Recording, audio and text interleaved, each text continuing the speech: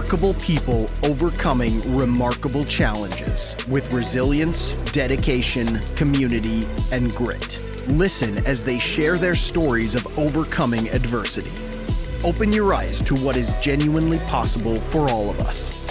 Authentic Adversity with host Chris Howe. Welcome back to another episode of the Authentic Adversity podcast. If you're enjoying the content, please like, comment, and of course, subscribe.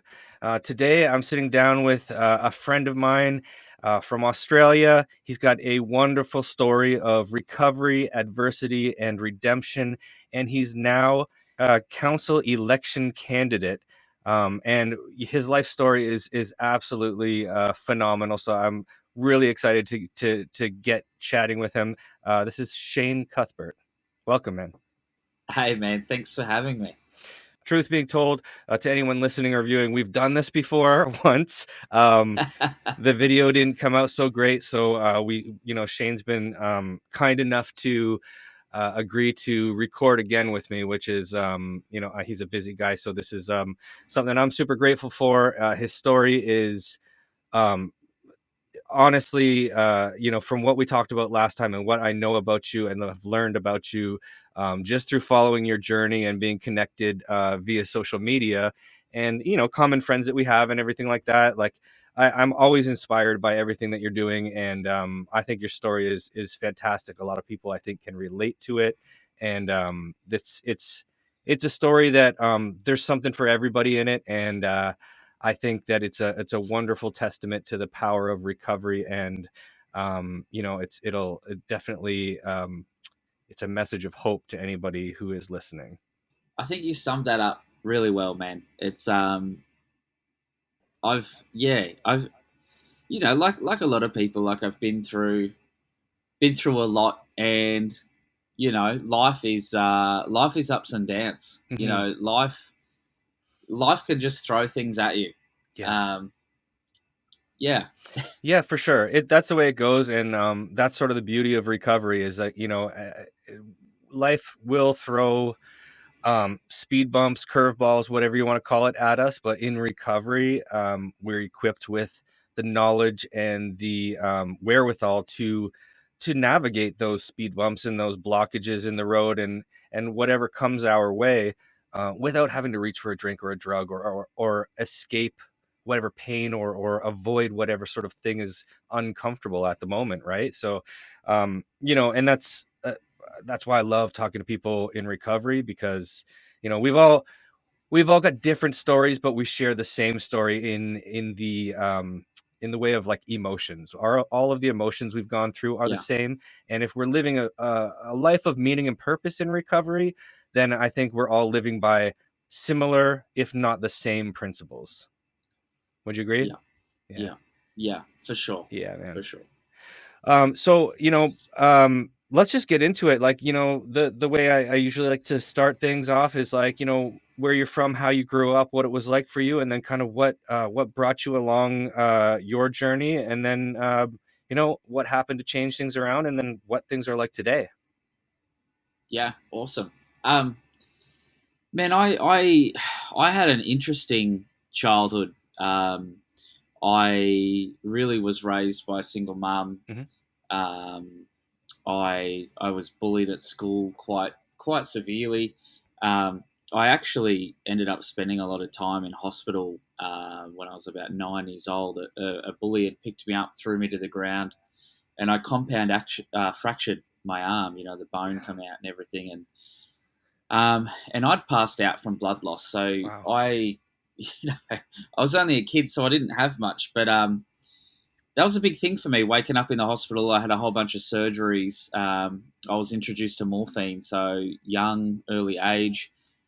I didn't understand what that was. I wasn't in any pain, probably because of the morphine, but I had a lot of nerve damage as well. So even now in my arm, I do not feel a lot of things. Wow. I can't feel hot and cold. I can't feel whether something is good or bad. I have sort of a numbness. Right. But essentially, I became addicted to morphine in the hospital because when they were trying to take me off it, man, I was I was coming down as a kid. Yeah. Um, Wow. I didn't know what. Yeah, I didn't know what depression was.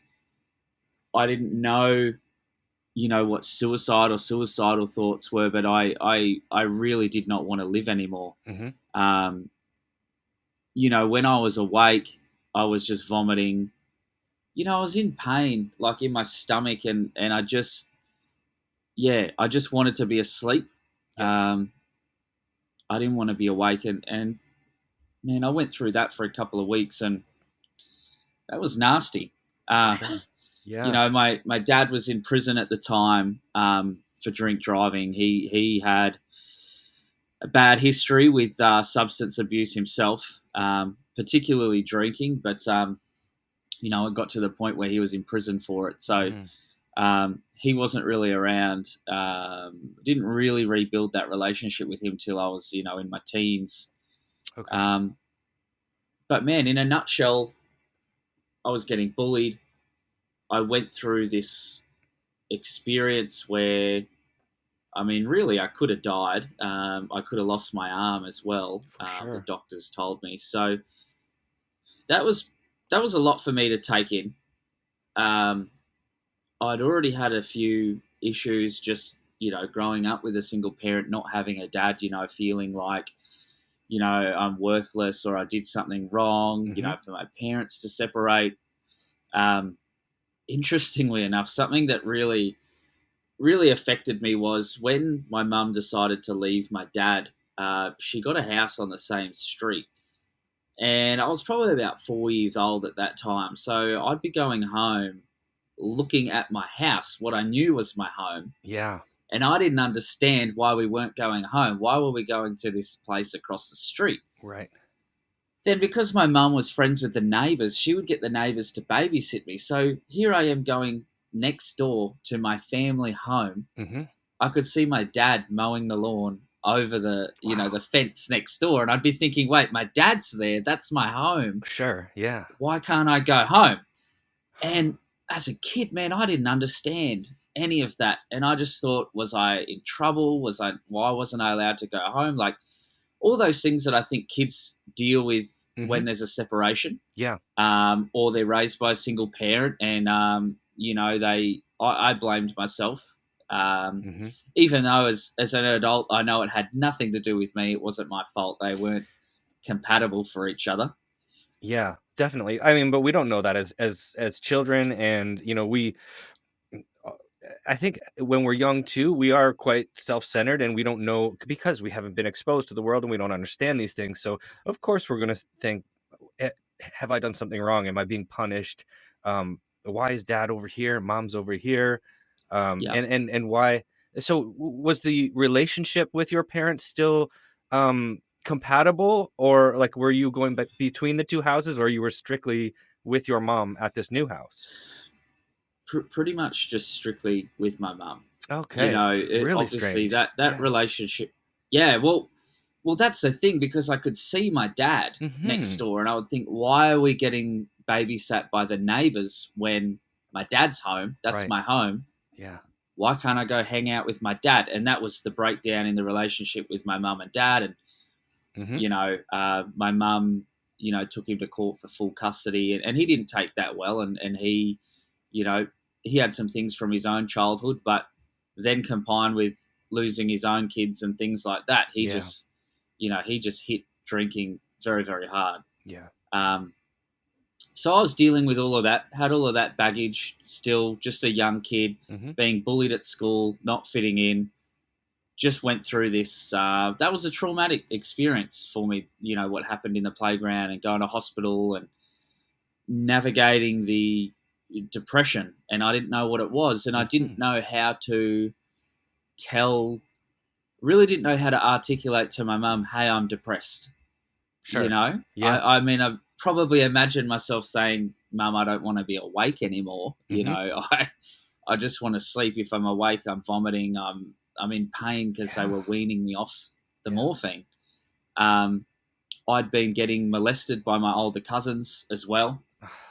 Um, My mum. I'm named after my uncle who was hit by a truck and passed away just before I was born, obviously. And my mum took his kids in, and they had a lot of issues. Mm-hmm. So they molested me. I think they started trying to molest my younger brother.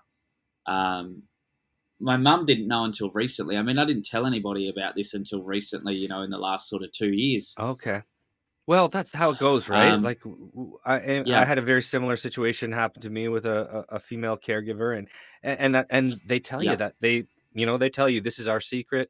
This is not to be shared with anyone else. Like this is yeah, and so at a young age they're drilling that sort of um that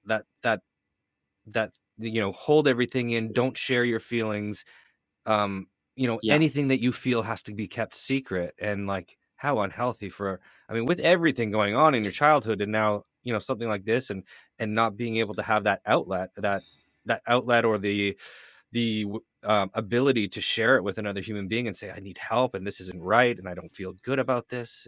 Yeah, it's awful, isn't it?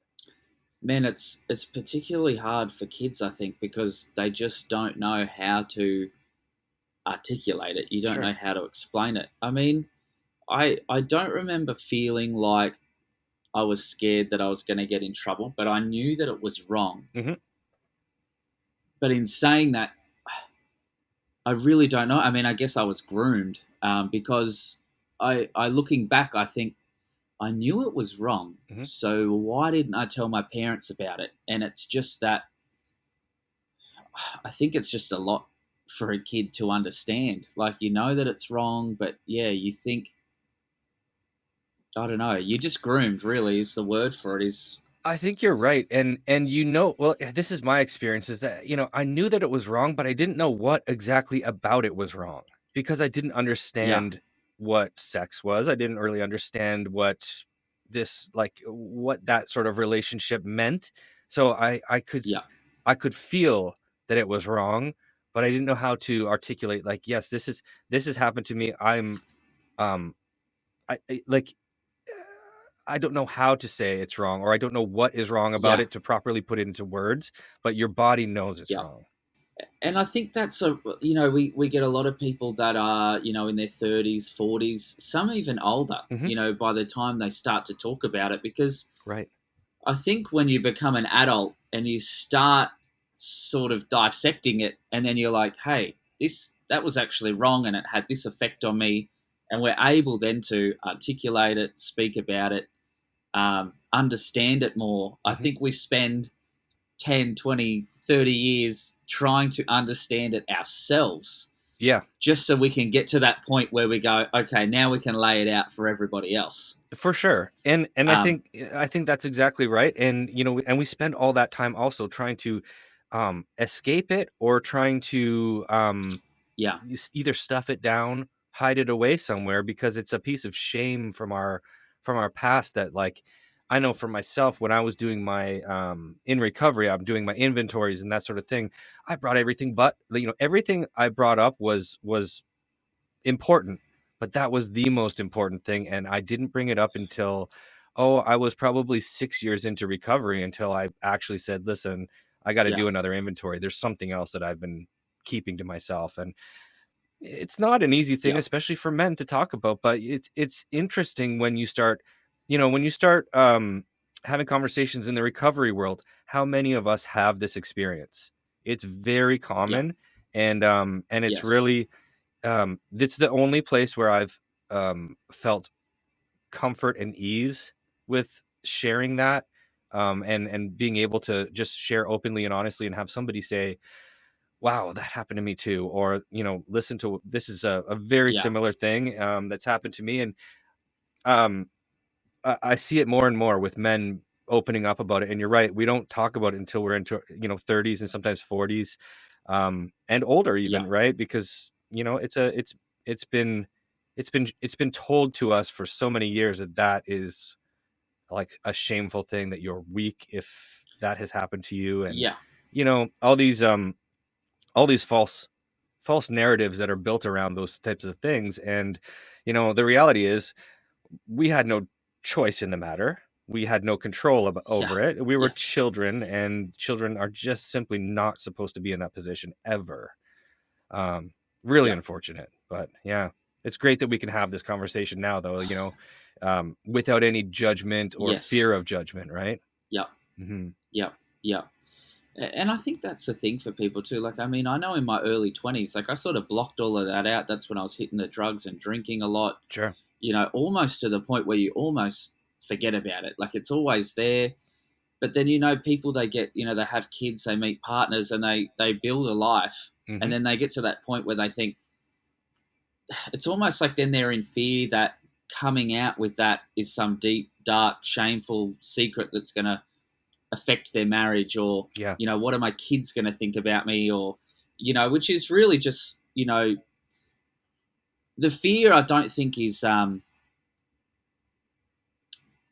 don't think I think we have this fear, but I know from my experience from talking about it, everyone is just supportive. Hmm. So that fear, I think, is something that we build up ourselves. It's not real. It's not real. Like Yeah. your family, your partner, your kids, like everyone really comes around you to support you. That it's really true, and I think anybody watching or listening to this that has this as part of their story that has felt that fear. It is a lot of. I totally agree with you. It's self-imposed fear, right? We're Yeah, we're yeah, we're imagining a future conversation and assuming it's going to go a certain way.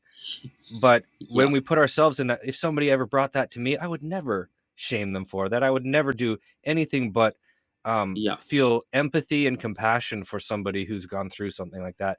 And it's been my experience that anytime I did share it, in or out of yeah, recovery circles, that's what it's met with: empathy and compassion. yeah, I don't think anybody in their right mind can um, hear something like that about a child and say, "Oh, that you were weak," or "That's shameful," or "How could you let that yeah, happen?" It's just, yeah. But you're right. The fear is so self-imposed, and y- yeah, it's interesting when we finally do, and we then and it's like this piece of our childhood is finally unlocked, and I know yes, for yeah, for myself, I thought, "Geez, what was holding me back?" And that was exactly what it was, just fear, um, and apprehension of a fear of being judged, fear of being perceived a certain way, and in fact, yeah. it's created connection more than anything for me. Yes, Hmm. and man, I think you summed it really well. It summed it up really well. It's self-imposed fear, Yeah. and I've got to say that a couple of years ago, man, I was trying to pretend like my past didn't exist, and I sort of thought I could bury it and move on. And parts of it would come up. Hmm. Um, and when I found that courage to just lay it all out there on the table and say, "This is it. This is what it is. This is who I am." Man, that was such a weight lifted off my shoulders and a burden, and it was difficult to talk about as well, like some of the stuff that happened to me. But it gets easier and easier. I find now more every time that I speak about it or tell it, I feel like I get stronger. Like Hmm. um, and I know it's not for everyone to, not everyone wants to maybe jump on Facebook or Instagram or podcasts and talk about things that happen to them that really traumatize them. But I know for me personally, it has been just incredibly, uh, yeah, like that weight is lifted. Hmm. And I think even if it's just a close couple of people that you tell or you talk to, Yeah. it doesn't have to be on the front page of the newspaper, or Right. you don't have to make it a big deal. But even just telling somebody, I Hmm. think that is still really great for just, it's like you're free, It's a it's like you've release. been Yeah. released. Yep, Yeah. absolutely. It's a release, and sharing that with another human being, that's what we're supposed to do in recovery. And I'm totally on board with that. Like the more you talk about it, the easier it gets. And um you know, I see a lot of people in early recovery, and this is always their concern. Is like, what are people going to think? And what, I can't tell anybody I'm an Yeah, alcoholic or I'm a drug addict or whatever. And I try to tell them, and it's hard for them to see this in early recovery. But, you know, in my experience, and I'm guessing it would be the same for you too, but the more honest I've been about my active addiction and what I was actually doing and how I changed and the way people see me today, the more inquisitive people start to become, the more interested in your life people become. People, yeah, it really opens up a dialogue with people to say, you know, hey, I'm struggling with this too, or my partner is struggling like this. How do I talk to them? You know, we're sharing a message, and we're also sharing hope. Um, and the other thing that I found, and I tell a lot of guys in early recovery that this is that, you know, if you can talk about your past and really own it, and you know, sometimes we make jokes about it, we can laugh about it or whatever, because we've yeah, healed those pieces of our past. Um, yeah, we're disarming people from using that against us as well. We're like, okay, yes, I'm owning this yeah, piece of my life, and I can talk about me being a drunk and a drug addict and a criminal and this, that, and the other thing, and share it openly and honestly without me worrying about you judging me. But now you can't go behind yeah, my back and hurt me. You can't say this stuff. yeah, It's all out there, and I've put it out there. So, um, yeah. yeah, it's an interesting thing, and Man, that is so true. I mean, so I'm running an election campaign at the moment, mhm, and if elected, I would be the first formerly incarcerated politician in Australia.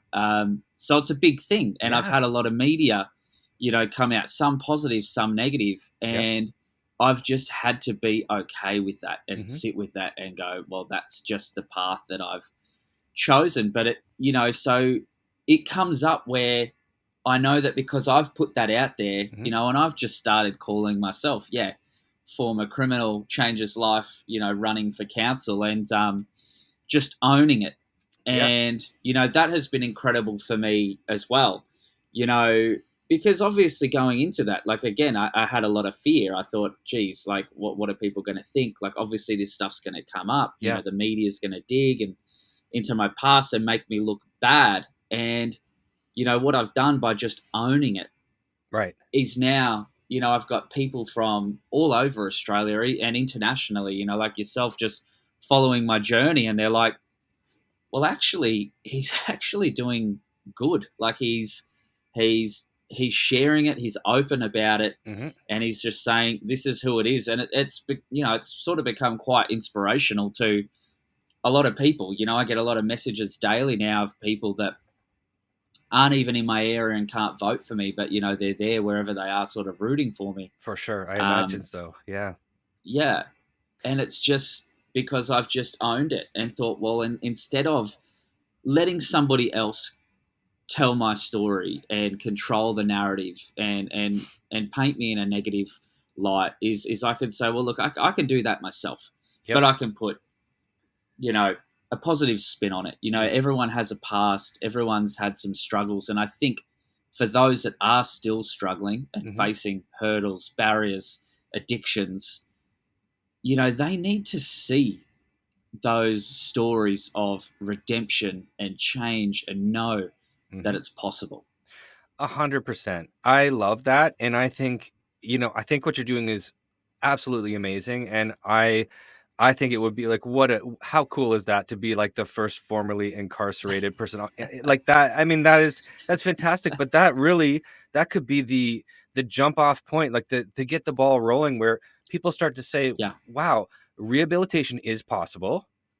Change yeah, is possible, and just because I see these people on the street doing these things, and you know, I have this negative idea about them, well, they could be the next Shane Cuthbert. They could be the next person running for yeah, election if they yeah, change their life in the same way, and and really use, I think that people with a past, uh like ourselves, we have a wonderful opportunity to use our past, um yeah, to propel us in a positive direction. And for people to see that, I think it really humanizes the addict or the alcoholic. Yeah. And it really shows the world, really, and when we share this stuff on social media, whatever, like, yeah, it might not be seen by millions of people, but it's seen by people, Yeah. and we're showing the Yeah. world that change is possible, that there is hope for everyone out there who is struggling with mental health issues, uh, you know, criminal charges, Yeah. addiction, whatever it may be, that life doesn't have to be that way forever, and that we can change our life Yeah. and use those things as, that is, I think for us in recovery, we have a very unique um, opportunity to share these things, and Yeah. change some people's opinions, right? Yep. Yep. Hmm. And man, I draw, or I found a purpose in that. It Yeah. makes me feel good about myself that, I'm trying to help others by sharing my story. And, when you've gone through a lot of trauma and a lot of traumatic stuff, Hmm. that's really hard to deal with personally, Yeah. obviously, and we turn to vices and drugs and alcohol, and it's so difficult. So to be able to take this negative, traumatizing thing, Hmm. and repackage it as something that allows me now, through those experiences, to help others, Yeah. man, it's an incredibly good feeling. It makes you feel like, hey, I went through all of that, but now I found a use for it. I found a purpose for it, instead of, keeping it there locked in, wherever it is, and feeling bad about it for the rest of our life, feeling shame. 100%. That's it. And that's what the people need to see, right? That the fact that is Yeah. possible, exactly what you just said. This episode of the Authentic Adversity podcast is brought to you and sponsored by Another Road Drug and Alcohol Treatment Center. Another Road offers a client-centered recovery program tailored to every individual's circumstances. Their focus is to create a supportive, healing environment rather than a rigid, rule-based institution. Their dedicated commitment upholds the individual values, respecting each person's desire for recovery. Another Road understands that every individual requires a unique and focused approach to their recovery. Certain modalities of treatment are introduced along with the tools necessary for each client. Located in a rural setting, their addiction treatment center for all genders provides the perfect setting for a transformative recovery experience and sense of belonging. The private residential treatment facility offers an unparalleled program with counselors that have in-depth knowledge based on varying years of experience in addiction. Another Road utilizes unique, individual-focused plans for recovery that address the complexities of drug addiction, alcoholism, and prescription medication misuse. They have a 65% success rate when clients follow their program. I know many people who have completed this program, and they have absolutely rave reviews. To learn more, visit anotherroad.ca. So I know we've talked about a lot about sort of like where you are today, and what you're using, but take us through these things that you are talking about real quick, just so we have an idea of Yeah. these things, Yeah. because your past, we're talking about it, so we should maybe chat about, like, Yeah. how things progressed for you, Yeah. and what Yeah. got you to where you are today. It's a series of steps, really. So, Mm-hmm. I was dealing with all of this stuff as a kid. I then, when I was released from hospital, went back to school, and I took a little pocket knife to school, and I didn't hurt anybody. I didn't do anything with it, but I was expelled from school. The police were called. Um, they said, "Hey, this guy's got some serious mental health issues." So I was 9 years old. Instead of going to juvenile detention, I went to a mental health facility for kids. Okay. For basically with psychological disorders. They didn't really know what was going on with me. Mm-hmm. And I was thrown in, really, it was like being thrown in the deep end with all of these kids that had complex mental health issues, and Asperger's, and Right. schizophrenia, and bulimia, all kinds of things. Like I had a girl that would eat cockroaches and spiders and things. Was really weird. I didn't understand as a kid Sure. what that was about. I got a friend now that he goes around dressing up as Donald Trump, and he doesn't do it to make money. He doesn't do it for fun. he became obsessed with Donald Trump and, Wow. and wanted to impersonate him and just walks around the city all day on a disability pension to do that. So like I went to then school really at a young age with all of these interesting characters that had serious issues, and I changed and I became worse. You know, I learned how to swear, I learned how to break stuff to get attention, and I got out and basically I was on a downward spiral. I couldn't stay in school, I couldn't fit in. I was being bullied more, so I ended up getting homeschooled. Okay. For a few years. So really, I didn't do a lot of schooling, but I had a period there where what saved me was playing drums. You know, I was 15. I got asked by a band basically to go to the other side of Australia and play drums and fill in, and that was cool. You know, I felt like, wow, I've made it. Yeah, I'm a rock star for sure. You know, and I did that for years, and that was fun. That was something where that was, you know, creative outlet. You know, it was fun. I was very young. You have a lot of girls around. You have a lot of drinks and drugging.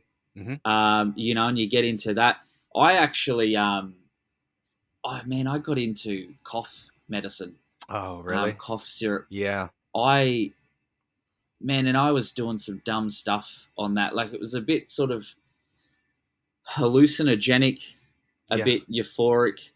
Man, I'd go down to the local skate park and let kids like do tricks on. Like I'd put a helmet on and let kids grind my head and stuff. You know, at the end of the rail, like kiss the rail, like weird stuff like that. And then like I look back now and I'm thinking, these are like 7-year-old, 8-year-old kids. Here I am in my early 20s, hanging out in a skate park with kids, and I'm off my head on cough medicine and drugs and things. And I think it's just such a bad look. It's something I'm so humiliated and ashamed about. You know, it's just. But that was it, man. I got to a point where the band thing it wasn't working out. I had one of my best friends went to go to Europe to play with Pink. Who was huge at the time. We had a record label deal fall through. I had other bands where the singer would leave or someone would leave, and just being a drummer, you really had no control. Like, you know, if you were a singer or a guitarist, you know, at least you could just go to a local pub or, you know, bar and get a couple $100 playing covers, you know, but just a drummer, you sit there with a drum kit, like I don't know if you've ever just listened to drums by themselves, but it's really like boring. It just sounds like banging, and you need the band. But you know, a band is an interesting thing of relationships, and it's like being married to 3, 4, 5 other people at the same time, and it's really hard to keep that together. And in that transitional period where, hey, I wasn't going on tour anymore, wasn't playing shows anymore. What am I going to do with my life? I had all the childhood stuff coming back that I hadn't dealt with yet. Right. And also, I had this depression as in, hey, here I was being a big rock star. Now I'm not. Now I'm washed up. I'm doing nothing. Right. I was dealing with that. So that in my early 20s really got me going into drinking, drugging, doing a lot of dumb, stupid stuff. Going to court in clown costumes, man, doing all sorts. You know, I'd wait for trucks to pull up on a highway, you know, at a set of lights, and I'd jump out of the bushes and hang onto the back of a truck and like go up the highway, just for a thrill. Sure. But again, just off my head, nothing to do. And man, I was really going downhill, really. Yeah, for sure. So the music saved me for a little while, and then I think I didn't know what I wanted to do with my life. That was a dark time. And even then I didn't really, I don't think, fully dealt with the childhood stuff. But I got, you know, ended up in prison anyway, drink driving. I was caught 4 times. So here I was really following the same cycle that my dad followed. Right. Years later. And that's another thing I was thinking about this just the other day, actually, about how, when I was younger, I thought, well, I don't want to be like my dad. Mm-hmm. And I ended up in prison, and some of the charges were for drink driving, exactly like my dad. Yeah. And when I was a kid, I was like, oh, I would never do that. Right.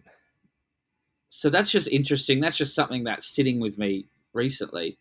But man, when I was in prison, I had a really hard time. Yeah. I was put into a cell with a guy who he'd spent time previously for rape. He was a pretty bad guy. He really started just physically assaulting me every day. I had a broken leg, actually. I was on crutches. I couldn't really do much to defend myself. I'm not a fighter. I'm not like a gangster. I'm not. Man, I just hate that stuff. There's a lot of violence around when I was a kid, Mm-hmm. and I hate it. There's a lot of violence in prison, and I hate that. And now I got a lot of friends. That they love to watch the UFC and stuff like that, and I'm just not a fan. I don't like seeing people hurting each other. Yeah. I ended up, basically, this guy had made a prison knife and he raped me with it one night, and that's probably the most traumatic thing I've ever gone through. For sure. I mean, nobody should have to go through that. Yeah. I'm about 24, 25. So still young, but all of a sudden now I've got this trauma from prison. Yeah. From those sorts of experiences, and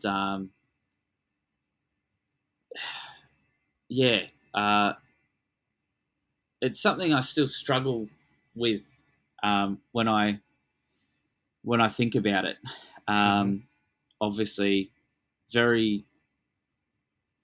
Yeah, it was very traumatic. I think for me, like, I had so much fear at the time, I was letting it happen.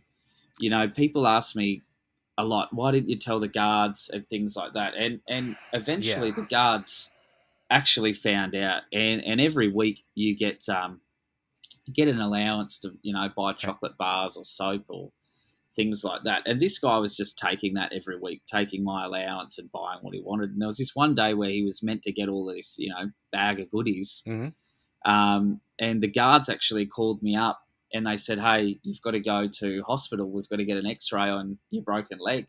And he pulled me over straight away and he was like, what was that about? I was like, oh, look, I've got to go to hospital. And all he's thinking about is, nah, I'm getting a chocolate bar and a can of Coke today. Yep. You're not going anywhere. And he told me to go back to the guards and tell them I'm not going anywhere. Yeah. And so here I am on crutches and I'm thinking, the guards, like, they're in charge. But I went over there and I tell them, I said, hey, look, I can't go to hospital today. And they just laughed. And they were like, why? And I was like, oh, like, I'm busy. I've got, they're like, you're in prison. Like, what are you doing? Like, got things to do. We tell you what to do. Yeah. And they're like, yeah, no, so you're going, like, we tell you what to do, like, we'll drag you out if we have to. Okay. And I was like, yeah, okay. And so that went exactly how I thought that was going to go. And at this point, they're watching me. And I go back to this guy and I'm like, he's like, oh, yeah, did you tell him you're not going? And I was like, well, yeah, but, they just said I'm going anyway. And, man, he just started punching me right there in front of him. So then they just come in, grabbed me, took me out, and they were trying to ask me, like, what's going on? And I said nothing, man. Prison is this dangerous place where there's all these codes and rules. And, if you start dobbing on someone, whether they're doing the wrong thing or not, then, you're going to have more of a hard time. Yeah. And I remember they strip searched me just before they took me out to the hospital, just, to make sure I wasn't taking anything into the hospital. And I was just covered in bruises and cuts and things like that. Yeah. And they just went silent. and they were just looking at me and looking at each other, and they had nothing to say. They're like, "This guy's obviously getting pretty abused." And one of them said something to me like, "Are you all right, mate?" or something. And man, I just lost my shit. Like I just started crying. It was the first time in my life where I felt like, or not in my life, but through that prison experience where I felt like, oh, someone actually cares. Even though I knew that they couldn't do anything about it, I knew that I couldn't talk about it. And, that was 2 weeks before I was released. And then when I was released, I was a mess. Here I was trying to overcome, sexual, physical abuse in prison. It was quite nasty what happened to me. This guy had a toothbrush with razor blades in it. That's what we would use as a knife.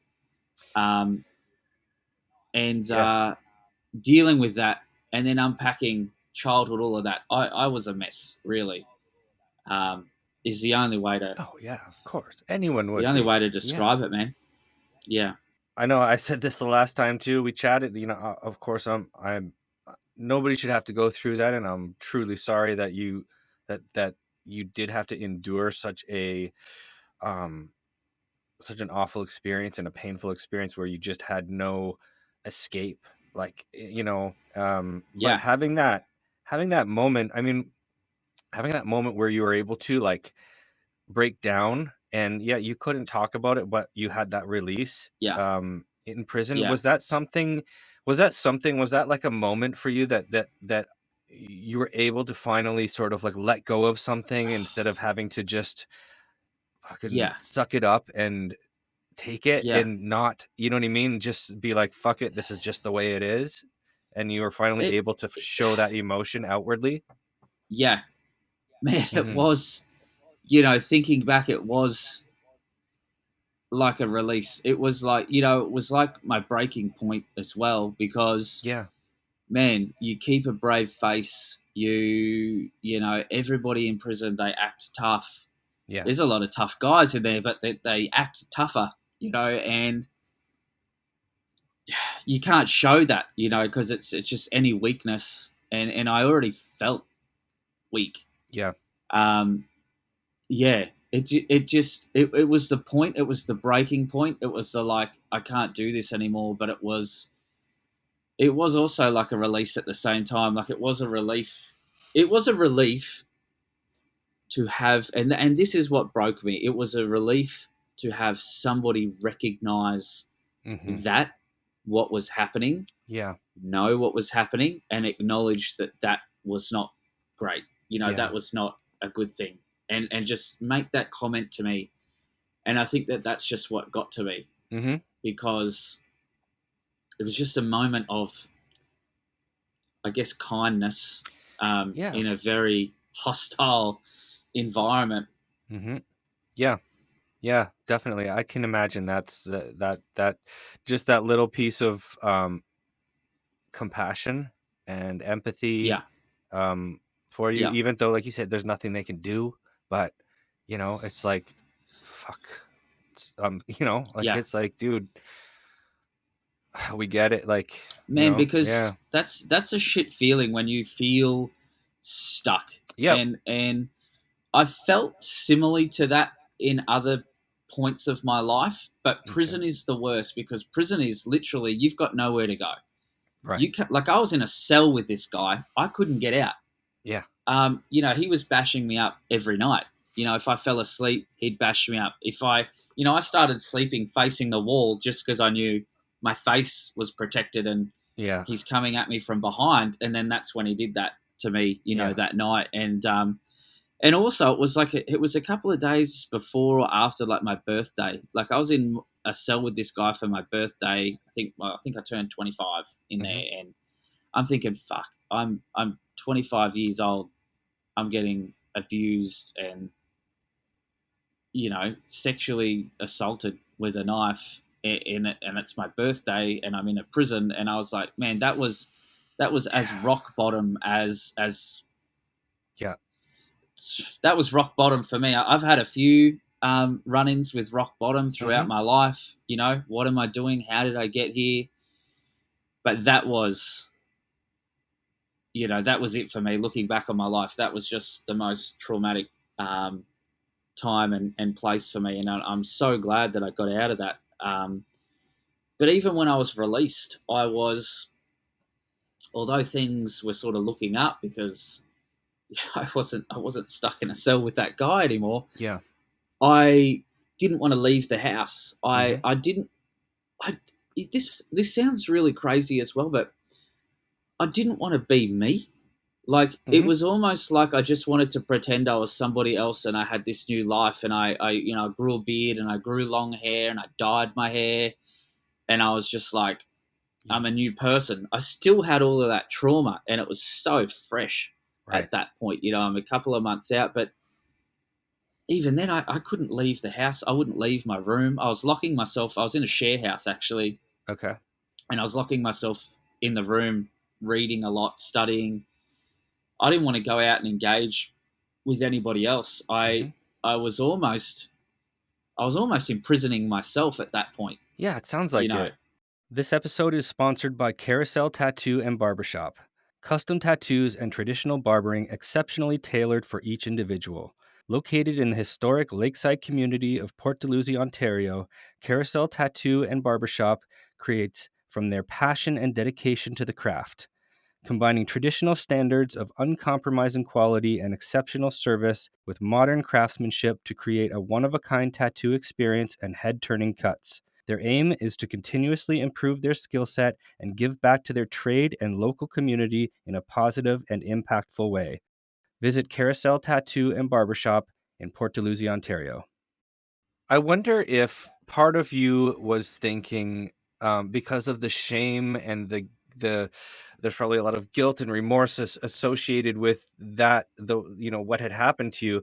I wonder if there was something in you that thought, if I go out and show my face, everybody will know. Like sometimes we do that to ourselves, right? We think yeah, that everybody knows what we know about ourselves and they're looking at us, yeah, judging us for that yeah, thing, right? yeah, And so sometimes, and I can relate to those feelings of, well, I'm just going to shut myself in, and I will be, as long as I get somebody to drop off drugs and alcohol for me, I can yeah, lock myself in my basement or wherever, and I can be, I can just be without having yeah, to fear the outside world, and it becomes a real problem. Um, but that was always, I mean, looking back now, that was what I thought. I thought that the rest of the world must know my deepest, darkest secrets, and they yeah, must be judging me for it. And the yeah, reality is nobody is looking at us that way. But what we think people think about us is our reality at that time, right? yeah, yeah. Hmm. Man, that's it. We make we create a world for ourselves, and we build it up in our mind, and that's with the fear as well, Yeah. self-imposed fear. We build up the judgment. We think other people are judging us, other people are looking at us, and I really don't know how I got out of that space. I attempted suicide a couple of times. Hmm. I even cut my own throat. Um, that was pretty. That was pretty. It was sort of a very dramatic, violent act towards myself. Yeah. And I was lucky that I got paired up with a really good psychologist that, you know, I'd been doing a lot of reading, and he was like, look, you're obviously intelligent, you're well spoken, like you're not like some of the other people that I see that have, got out of prison and, they can't read or write. Like Hmm. you've got some potential. And he recognized that. And that was a big thing for me, was having someone believe in me. Because Hmm. when you don't believe in yourself, it's hard to accept that somebody else believes in you. Like I've got to say that it took a long time for me to really trust him and trust that he did believe in me. And where I saw that was, I was seeing him before I went to prison, and then when I was in prison, I had no family and friends, and he knew that, and he was coming to visit me. Oh, wow. So he wasn't getting paid for his time. He was just like, hey, I believe in this guy. He needs a bit of support. Wow. And he was coming to see me. And so when I got out, I obviously kept that relationship up with him. And I thought, wow, he really does believe in me. And then when you do accept that someone else believes in you, Mm-hmm. your self-worth starts to increase because you think, hey, if this person believes me, maybe I can start believing in myself. Yep. And it's a big thing. It's like, oh, now the process has started. It You know, is. It's you that putting, it's almost that like putting your faith in something or somebody else that because yeah, at that time, like you said, like you don't believe in yourself. You are so full of self-loathing and hatred for everything yeah, that has happened to you, that you have done, that and I'm not saying you, but like us, like this is yeah, yeah, the every addict story, right? But then yeah, when we're able to, when somebody else sees that light in us that we are not capable of accessing, it does something to yeah, you. It changes, like, wow, somebody else believes in me. And I found, for me in my life, and it sounds like this person for you too, there are people that show themselves, that just present themselves in times of hard going and times of yeah, hardship, and they are truly our lifeline, or they're like, honestly, like yes, they are these like walking pieces of hope for us that we can grab yeah, onto. And when somebody shows that, like somebody that truly believes in you, that didn't have to show up and visit you, that could have just said, well, yeah, I'm not getting my $200 an hour for, for this appointment or yeah, whatever it is, I'll yeah, just take the next one. But he took the time out of his day to come and see you yeah, because he truly believed in you. That does change something. yeah, And it does, it's like it sparks something in you. And yeah, I've had people like that in my path too. And I look back at it now and I think, wow, it's almost, and I'm not particularly a religious person, but that to me is like, yeah, that's the little spiritual experience yeah, and or this, like, I don't know, serendipitous moment where I think like, wow, this this angel just showed itself to me, and at the right time, in the right moment, in the right way, and I was able to say, okay, shit, there is a better way, there is yeah, hope for me, because on my man, own, I would never have seen that. And it sounds like this is yes, yeah. that guy for you too, right? Man, 100%, and it's also a motivator for me wanting to help others as well. Because I think coming from that dark place, and you see how these other people believed in us, and Yeah. what a difference, and how meaningful that was for us, and we know that, hey, if we can do that for others, Hmm. not only is it going to make us feel better about ourselves, but we know we've seen how important that is. Yeah. It helped us, and man, because people always ask, how did you change your life? And I think everyone's looking for the quick fix and the light bulb moment, and they think, oh, look, this guy, he's changed his life, he's got a secret, and if we just Yeah. know his secret, we can change our life as well. Like, it's just going to be one 30-second line or something, and Yeah. it's not like that. It's a series of steps. It's having support around you, people believing in you. Hmm. And for me, I started out, that was one person. I wasn't speaking to my family at the time. I had no friends. I was so isolated. Yeah. And just having that one person come in, believe in me, pick me up, he encouraged me to start studying psychology. Um, as someone that never completed school. So we have a year 10 and year 12 here certificates that everyone's meant to achieve, which Right. means they can then go on to university and get jobs and things. I never achieved those. Okay. So I was, destined to never basically earn a good income, or, wasn't a university graduate. So I was, Yeah. only going to get those low level jobs. So Right. I didn't have a lot of hope just from my childhood, for a future. But he encouraged me. I got in, I got accepted by the uni. And I remember going into his office when I just completed the first subject. I mean, Yeah. for me, I felt like I felt like I had a university degree. Like I went in there, I was like, look at this, like I completed this thing. And he was like, that's great. Go and get another one, Yeah. and another one. And then Yeah. you do 30 or 40 and you finally get a degree. So that, again, helps add and boost your self-worth. Mhm. Through that journey, you meet other people. I started doing a lot of volunteer work. And, now, all of a sudden, I can go, hey, I think I'm looking at 4 or 5 years ago, I was like out on the streets, homeless, out of jail, with trauma. Now here I am. I've got an amazing partner, friends, family, support networks, a bunch of people that believe in me. I'm running an election campaign. I'm do an incredible amount of work in the community, volunteer work. I've organized charities, and looking back,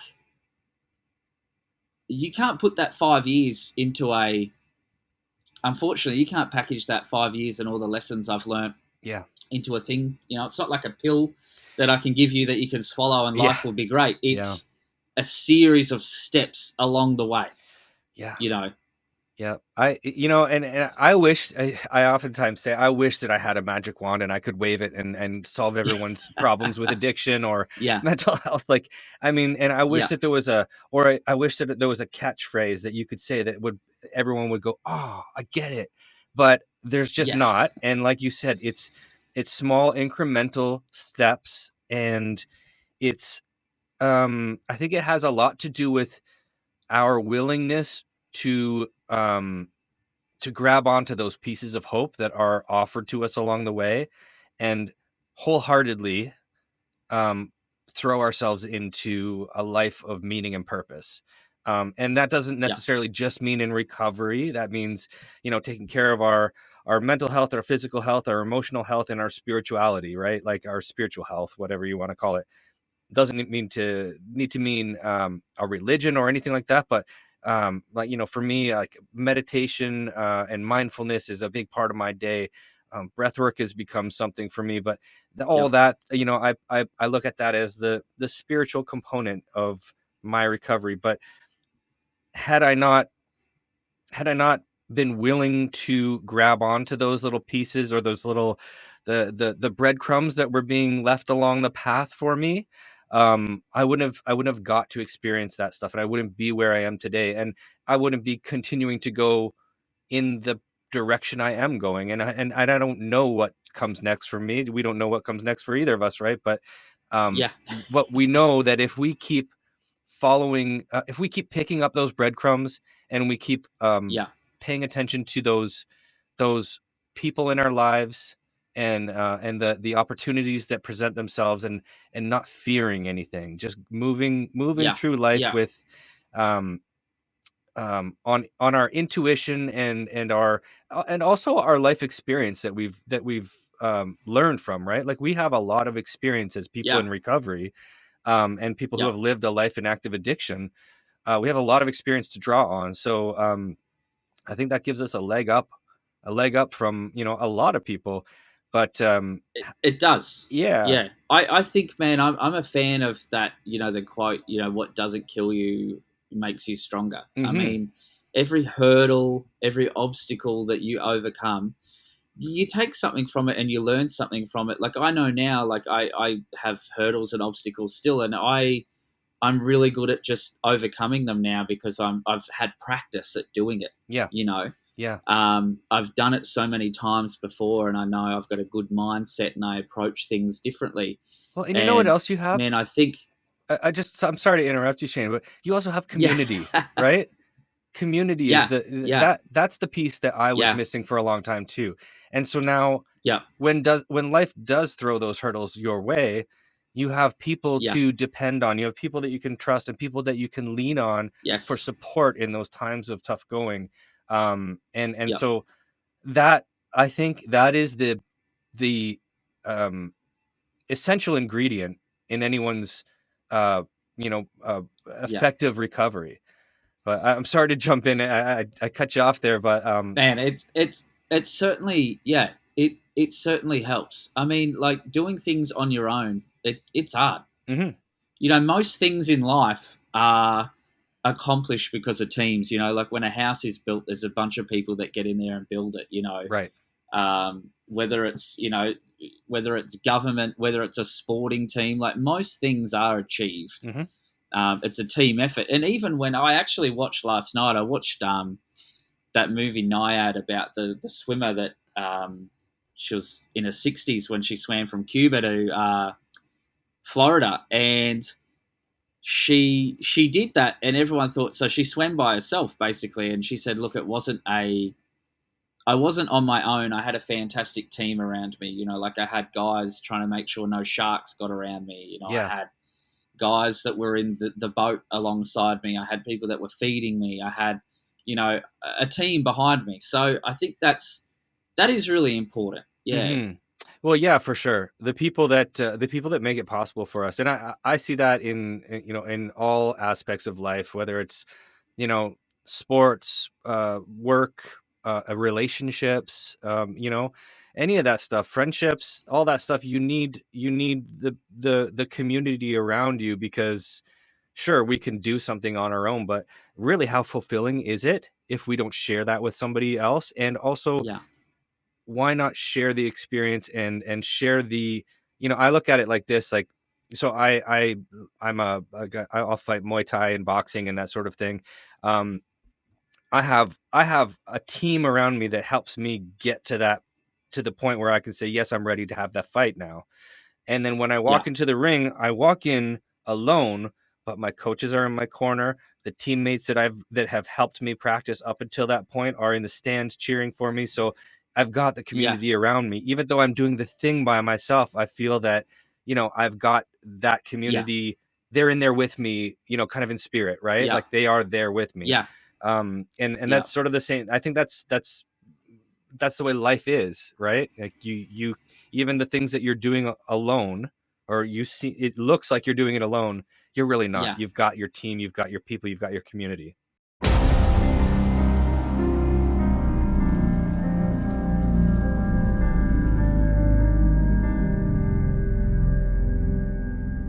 Welcome to Lakeside Recovery, the premier men's addiction treatment center located in the beautiful town of Port Dalhousie, St. Catharines. We understand that addiction is a complex and multifaceted disease that requires a holistic approach to recovery. That's why we've designed a client-centered recovery program that integrates physical fitness, cognitive behavioral therapy, and fellowship to provide our clients with the tools they need to achieve lasting recovery. Our program is designed to be flexible and adaptable to the unique needs and circumstances of each of our clients. We offer a 1-month program that is intensive enough to make a real difference in your recovery, but not so long that it disrupts your life. During your time at Lakeside Recovery, you'll work closely with our team of experienced professionals to develop a personalized treatment plan that addresses your individual needs and goals. Our program approaches recovery from several perspectives to help you connect with your inner self and find meaning and purpose in your recovery. Regular exercise has been shown to improve mood, reduce stress, and promote overall well-being. This is why our program includes daily fitness activities such as hiking, running, combat sports training, as well as access to a state-of-the-art fitness center. In addition to the clinical and therapeutic components of our program, our goal is to create a supportive and welcoming community that will help you stay on track in your recovery and build lifelong connections with others who share your journey. If you're ready to take the first step towards a brighter future, we invite you to join us at Lakeside Recovery.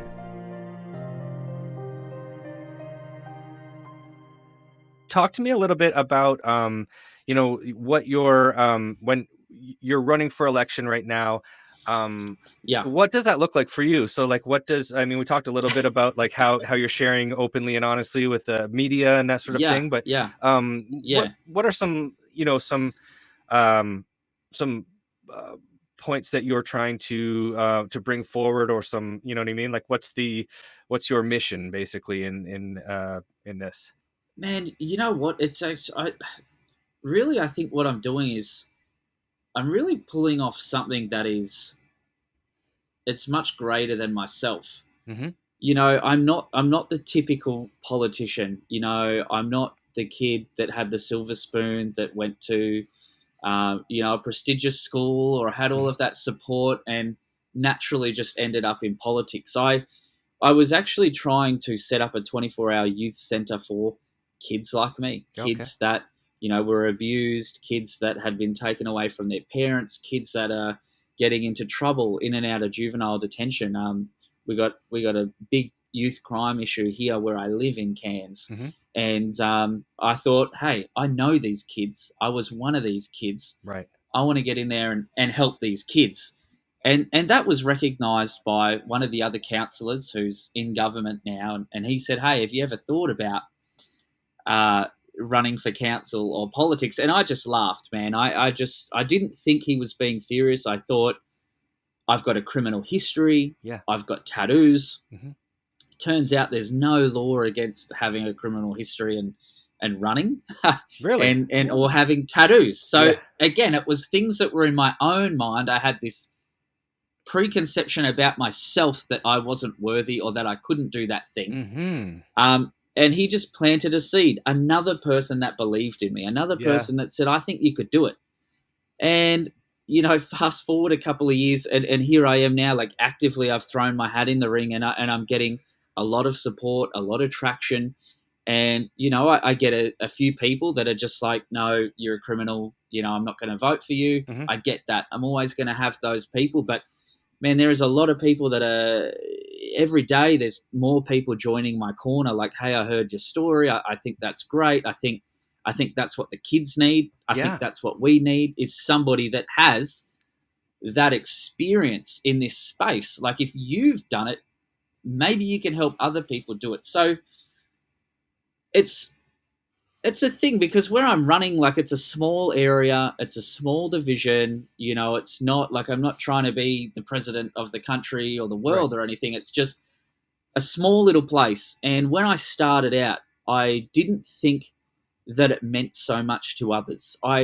It meant something to myself. Mm-hmm. I thought personally, if I get in, maybe I can make some change. Maybe I can help make change from the inside. Right. Maybe I can then, as part of the council, throw some money at, the youth and get this centre established. And maybe I could do like practical things. But as I've jumped headfirst into it, I've realised this is something that is a lot bigger than myself, and it was the media that highlighted that, they were like, oh, you'd be the first formerly incarcerated politician in the country.